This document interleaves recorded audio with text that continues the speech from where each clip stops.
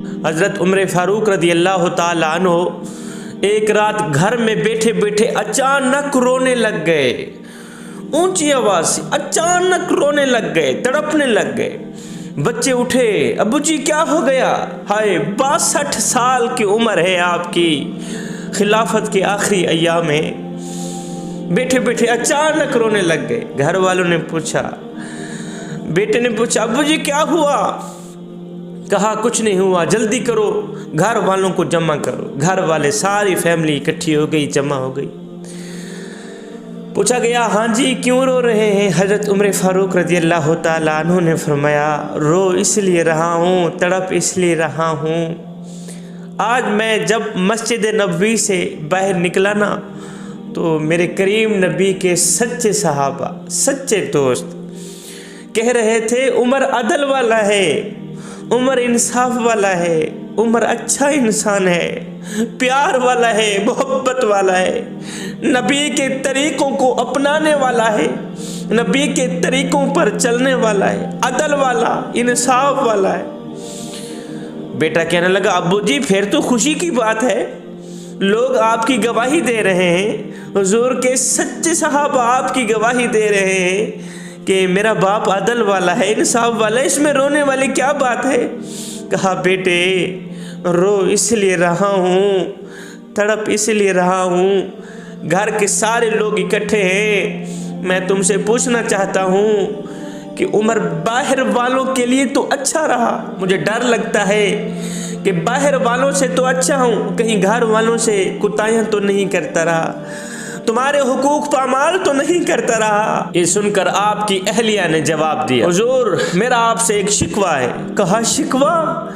جی بتائیے۔ میرا آپ سے ایک شکوہ ہے، میں آپ کو بتا اس لیے نہیں سکی کہ آپ جاہ و جلال کے مالک تھے، اس ڈر سے میں نے آپ کو کبھی بتایا ہی نہیں۔ میرا آپ سے ایک شکوہ ہے۔ کہا کون سے شکوہ ہے؟ کہا میں بھی ایک خاتون ہوں، آپ کی بیوی ہوں،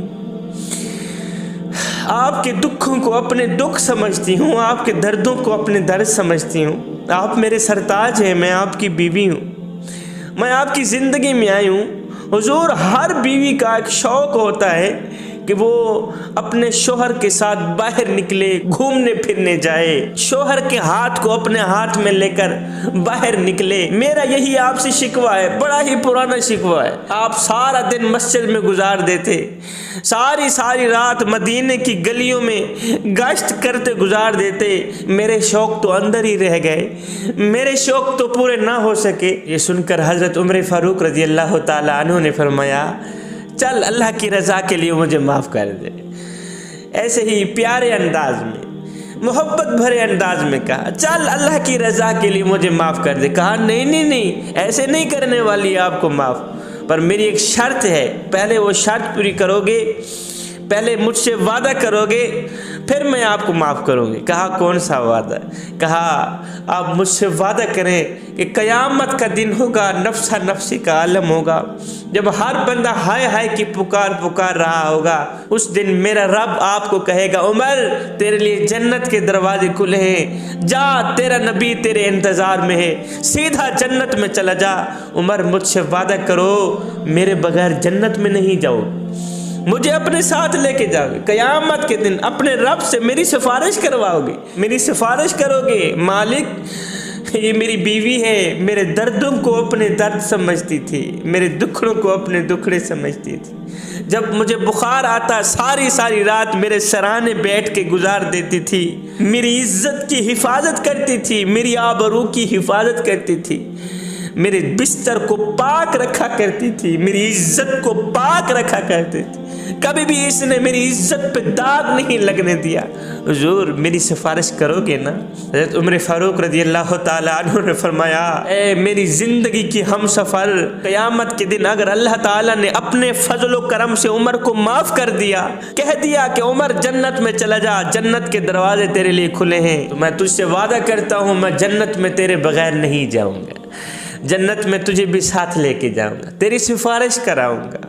حضرت عمر فاروق رضی اللہ تعالیٰ عنہ نے حضرت سعید رضی اللہ تعالیٰ عنہ کو کسی علاقے کا گورنر منتخب کر دیا۔ 6 ماہ بعد جب اس علاقے میں گئے نا، لوگوں کو اکٹھا کیا، بلایا، اس گورنر صاحب کو بھی بلایا۔ اب لوگوں سے پوچھنے لگے کہ گورنر صاحب کو میں نے منتخب کیا تھا، یہ اپنی خدمات کیسے سر انجام دے رہے ہیں، کیسے چل رہے ہیں، کام کیسے چل رہا ہے، اس کے بارے میں کوئی شکوہ گلہ ہو تو مجھے بتایا جائے۔ لوگوں نے کہا حضرت باقی تو ٹھیک ہیں، ہمارے گورنر صاحب میں 4 شکایات ہیں، 4 شکایتیں ہیں۔ اچھا کون کون سی؟ کہا حضرت پہلی شکایت تو یہ ہے کہ جب یہ نئے نئے آئے تھے تو فجر کی نماز کے فوراً بعد سب کے دکھڑے سنا کرتے تھے، سب کے مسائل سنتے تھے، ان کا حل بھی کرتے تھے۔ اب کچھ دن بعد اب حضرت کا حال یہ ہے، ہمارے گورنر صاحب کا حال یہ ہے کہ اب فجر کی نماز کے بعد سیدھا گھر میں چلے جاتے ہیں، پھر 10-11 بجے واپس باہر نکلتے ہیں۔ 10-11 بجے تک ہمیں انتظار کرنا پڑتا ہے، 10-11 بجے آ کے ہمارے مسائل سنتے ہیں۔ پہلا شکوہ تو یہ ہے، پہلی شکایت تو یہ ہے۔ دوسری شکایت یہ ہے کہ یہ دن کو ہمارے دکھڑے سنتے ہیں، دن کو ہمارے مسائل سنتے ہیں، رات کو تو سنتے ہی نہیں۔ تیسری شکایت یہ ہے کہ انہوں نے ہفتے میں ایک دن مقرر کر رکھا ہے، اس دن تو یہ کسی کی سنتے ہی نہیں، دن رات نہیں سنتے، ہم انتظار میں لگے رہتے ہیں، ابھی باہر نکلے، ابھی باہر نکلے، اس دن تو یہ باہر نکلتے نہیں۔ چوتھی شکایت یہ ہے کہ آپ جب کبھی روتے ہیں تو اتنے روتے ہیں بے ہوش ہو جاتے ہیں۔ بس یہی 4 شکایتیں۔ حضرت آپ نے تو ہمیں کوئی دیوانہ گورنر دے دیا، دیوانہ حکمران دے دیا، دیوانہ بادشاہ دے دیا۔ حضرت عمر فاروق رضی اللہ تعالیٰ عنہ نے گورنر صاحب کی طرف دیکھا، پوچھا میاں بتا تیرے اندر یہ 4 شکایات موجود ہیں، تیرے اندر یہ 4 کمیاں ہیں؟ سن کر حضرت سعید بن عامر نے کہا حضور میں نے تو پہلے ہی کہا تھا کہ میں اس چیز کے قابل نہیں ہوں، اس چیز کے لائق نہیں ہوں، آپ نے تو مجھے زبردستی گورنر بنا دیا، میں تو نہیں بننا چاہتا تھا۔ فرمایا اب تم سرکاری نمائندے ہو، اب تو سوالوں کے جوابات دینے ہوں گے۔ کہا مجھے بتایا جائے، فجر کی نماز پڑھنے کے بعد سیدھا گھر میں چلے جاتے ہو، 10-11 بجے گھر سے باہر نکلتے ہو، 10-11 بجے تک لوگوں کو آپ کا انتظار کرنا پڑتا ہے، یہ کیوں؟ کہنے لگا حضور اس کی وجہ یہ ہے کہ میری بیوی کچھ دنوں سے بیمار ہے، وہ بیچاری ٹانگ سے معذور ہو گئی ہے، چل نہیں سکتی، اس نے میری نوکری کی، اس نے میری خدمت کی، آج جب وہ بیمار ہو گئی تو کیا خیال ہے حضور میں اسے چھوڑ دوں؟ اسی وجہ سے حضور فجر کی نماز کے فوراً بعد مجھے گھر میں آنا پڑتا ہے، سب سے پہلے میں گھر کو جھاڑو لگاتا ہوں، جھاڑو دیتا ہوں، صفائی ستھرائی کرنے کے بعد میں آٹا گوندتا ہوں، ناشتہ تیار کرتا ہوں۔ حضور گھر میں ملازم ہے نہیں، غریب سا آدمی ہوں، آٹا تیار کرنے کے بعد، ناشتہ تیار کرنے کے بعد خود بھی کھاتا ہوں، اپنے ہاتھوں سے اپنی بیوی کو بھی کھلاتا ہوں۔ حضور بس یہی وجہ ہے کہ فجر کی نماز کے فوراً بعد مجھے گھر میں جانا پڑ جاتا ہے۔ اچھا دوسرا سوال، دن کو باہر نکلتے ہو، رات کو کیوں نہیں نکلتے؟ دن کو لوگوں کے مسائل سنتے ہو، رات کو کیوں نہیں سنتے؟ کہا حضور اس کی وجہ یہ ہے دن کو ان لوگوں کی فریادیں سنتا ہوں، ان کے درد سنتا ہوں، رات کو مصلی بچھا کے انہی کے دکھڑے اپنے کریم رب کو سناتا ہوں، انہی کے درد، انہی کی فریادیں، انہی کے مسائل اپنے کریم رب کو سناتا ہوں، میرا کریم رب ہی ان مسئلوں کے حل فرماتا ہے، یہی وجہ ہے رات کو باہر نہیں نکل پاتا۔ اچھا پھر یہ بھی بتا دو کہ تم نے ہفتے میں ایک دن مقرر کر رکھا ہے، اس دن تو باہر نکلتے ہی نہیں، کسی کی سنتے نہیں، آخر وجہ کیا ہے؟ کہا حضور اس کی وجہ یہ ہے میں غریب سا آدمی ہوں، میرا ایک ہی لباس ہے، دوسرا لباس ہے نہیں، ہفتے کے بعد اس ایک لباس کو دھونا پڑتا ہے، تو حضور جس دن میں اس کو دھوتا ہوں نا اس دن مجھے بیوی کے کپڑے پہن کے گزارا کرنا پڑتا ہے، جب میں اس لباس کو دھوتا ہوں نا حضور، دوسرا لباس تو میرے پاس ہے نہیں، اس دن مجھے بیوی کا کپڑا پہن کے، بیوی کا سوٹ پہن کے، بیوی کا لباس پہن کے وہ دن مجھے گزارنا پڑتا ہے۔ حضور بیوی کا لباس پہن کر لوگوں میں آتے ہوئے مجھے شرم آتی ہے۔ یہ سنتے ہی لوگوں کی آنکھیں چھم چھم برسنے لگ گئیں، لوگوں کے جگرے پھٹنے کو آ گئے، کلیجے پھٹنے کو آ گئے۔ کہا بس کریں حضور، چوتھے سوال کا جواب نہ پوچھیں۔ ہائے، فرمایا اب چوتھے سوال کا جواب بھی بتا دو کہ کبھی کبھی روتے ہو تو دیوانے بن جاتے ہو، کبھی کبھی روتے ہو تو بے ہوش کیوں ہو جاتے ہو؟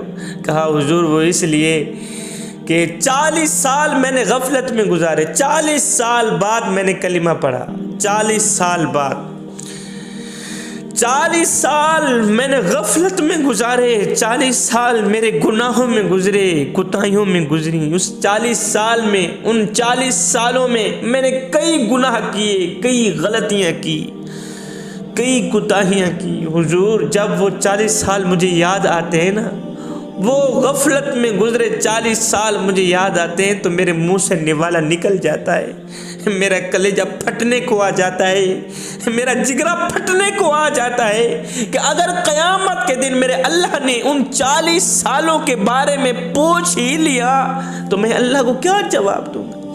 حضور جب وہ غفلت میں گزرے 40 سال مجھے یاد آتے ہیں تو میں روتا ہوں، بے ہوش ہو جاتا ہوں۔ حضرت عمر بھی رو رہے ہیں، شکایت لگانے والے لوگ بھی رو رہے ہیں، سب کی آنکھیں چھم چھم برس رہی ہیں۔ حضرت عمر فاروق رضی اللہ تعالیٰ عنہ نے اس گورنر صاحب کا ہاتھ پکڑا، ایسے اوپر بلند کیا، بلند کرتے ہوئے فرمایا، مالک اس طرح کے گورنر میرے نبی کی امت کو اور بھی عطا فرما، اس طرح کے حکمران اور بھی عطا کر، یا اللہ ہمیں عمر جیسا حکمران دے دے، سعید بن عامر جیسا گورنر عطا